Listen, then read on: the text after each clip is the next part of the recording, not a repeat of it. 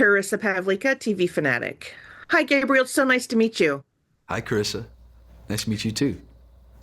The series suggests that Tovar never truly found peace and he was haunted by the idea that victims were still out there. How did you find that balance with the ongoing guilt and the professional restraint of a detective who still has to keep moving forward? Great. That's a great question. And that is, yeah, no, that's okay. It being unresolved. That's okay. Not fully succeeding. That is true, and that's reality. And that's taking on. Of course, this is a somewhat fictional retelling of this story, but everything based in the facts of the case, and that is really one of the more appealing elements of the character of the role and the story itself was how none of it was tied up in a neat bow, and that people try and they do their best. Some people realize that people aren't doing their best and they aren't trying, and they're doing and they are those failures within the system are happening because of human, just kind of our own inability to empathize and to acknowledge other people's lot in life and their places in society. And so, yeah, he was. I think he was able to do that and relate and be adamant in his and kind of tireless in his pursuit of these boys' identities, because he himself was a bit of a fish out of water, and a bit of an outcast himself. Very few Latinos in the Chicago and in the Des Plaines police force.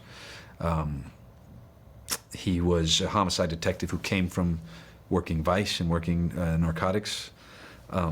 So he himself knew what it was to be on the margins, and I think that really helped him align with these victims and their families and try to pursue a reclamation of their identities.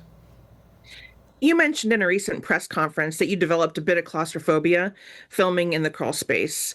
Did that physical confinement change your understanding of what those detectives endured and maybe of what justice costs the people who pursue it?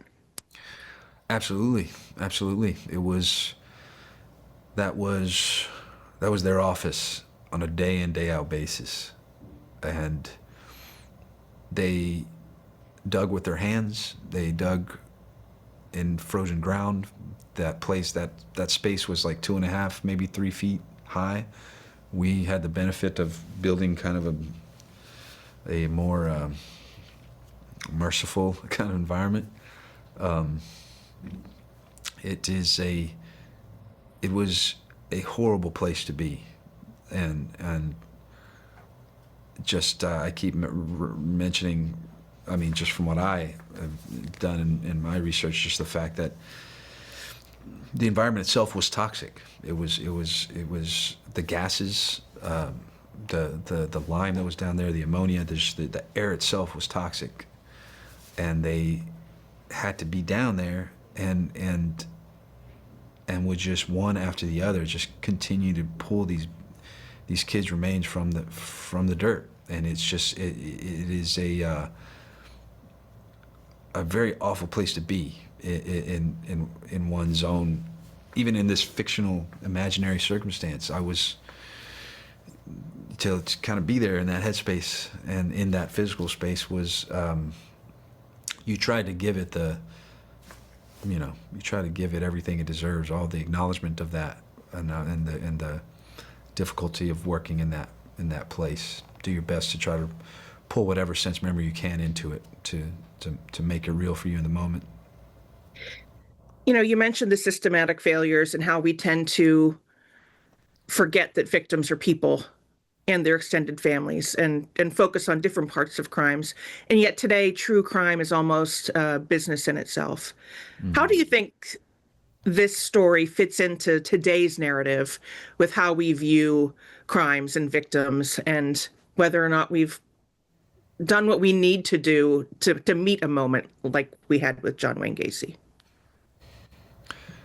Yeah, I think it's an example of a time where neglect was happening of and marginalization of people was happening, even in a time when people were seemingly closer together out in society. I think now it's becoming infinitely easier to turn your eyes, turn your head, look the other direction when horrible atrocities are happening. And back then, this was an example of just that. And so I hope that what people see in our show is an example of not looking away and trying to understand the experience of people who are nothing like you, yet but they're everything like you. They're people with families and were trying to discover who they were. These kids were as young as 14. They were just starting their lives, and many of them were just cast aside, and no one batted an eye, and that was I think we're dealing with a lot of that in today's age, and and you could see it, and just with a flick of a finger, it just vanished that out of your life, and that's so that's what I hope that this is an example of, is people who just weren't willing to, who fought to lock on and look at the mistakes being made and try to correct them. Yeah, it was incredibly moving, and I thank you so much for your part in it. Thank you.